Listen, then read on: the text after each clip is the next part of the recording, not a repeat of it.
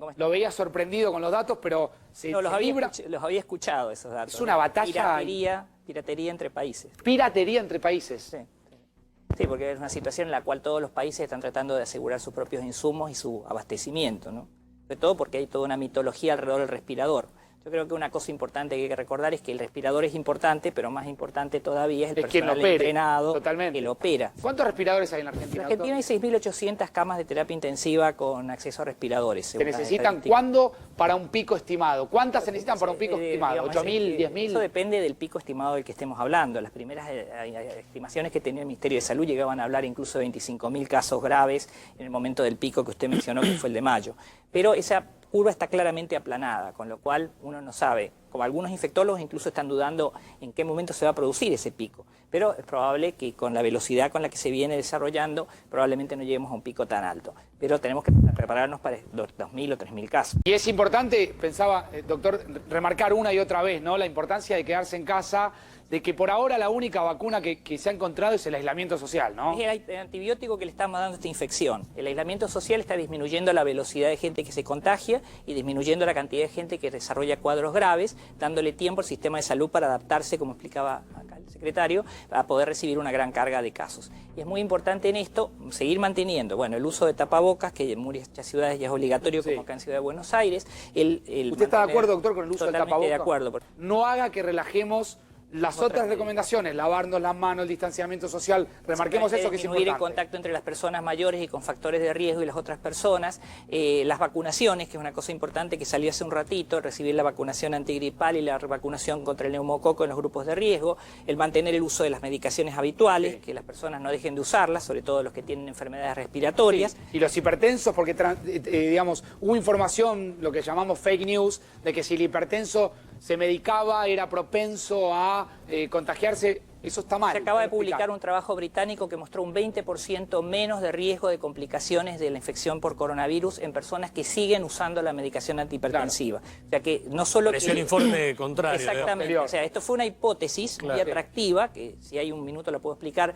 Básicamente el virus entra a las células sanas a través de la puerta de entrada, que es el sistema de regulación de la presión arterial, y por eso es que se hipotetizó que las personas que estaban medicadas con medicamentos para controlar la presión arterial podrían tener mayor riesgo, pero los datos reales empíricos es que disminuye el riesgo en quienes lo utilizan. Viviendo un pico mucho más trágico que el argentino, es la idea de que las cuarentenas no pueden ser eternas, porque no hay economía que las sostenga, ni las más desarrolladas del mundo. Entonces, todos están rebanándose el cerebro para ver, y hay mucha inteligencia puesta, para ver cómo se puede ir abriendo y cómo podemos lograr salir a trabajar y activar la economía sin contagiar. Doctor, ¿qué imagina? No, es complicado. ¿Cuánto va a durar la cuarentena? O sea, algunos epidemiólogos plantearon 12 semanas de cuarentena, ¿no? 12 semanas de cuarentena, que es muy, como bien decía usted, muy insostenible, porque tanto por los impactos económicos, sociales, psicológicos y la necesidad también de los dispositivos de funcionamiento de la sociedad que tienen que estar en pie.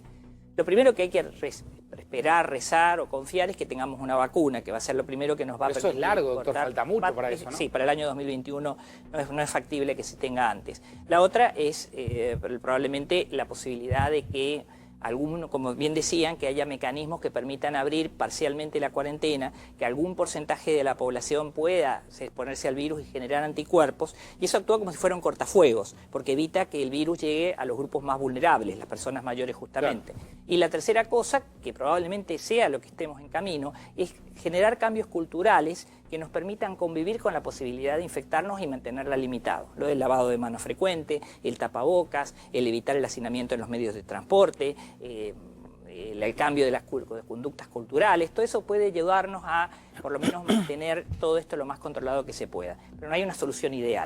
A ver, me paro un minutito ahí. Doctor, ¿hay posibilidades de que todos hayamos tenido, o en algún momento hayamos tenido coronavirus? Acá en Argentina... Acá en Argentina usted no ve ese escenario. No, porque realmente, o sea, las curvas de casos infectados, diagnosticados y de muertes nos va marcando el camino que va siguiendo el virus. Entonces, si realmente hubiera habido mucha circulación del virus, hubiéramos visto muchos casos de neumonías. Claro. Eso podría pasar en Nueva York o en Londres, tal vez. Ahora, yo me acuerdo la noche en que Cristian Martin se puso frente a cámara, no tenía barbijo en ese momento, y dijo, acá se esperan 20.000 muertos.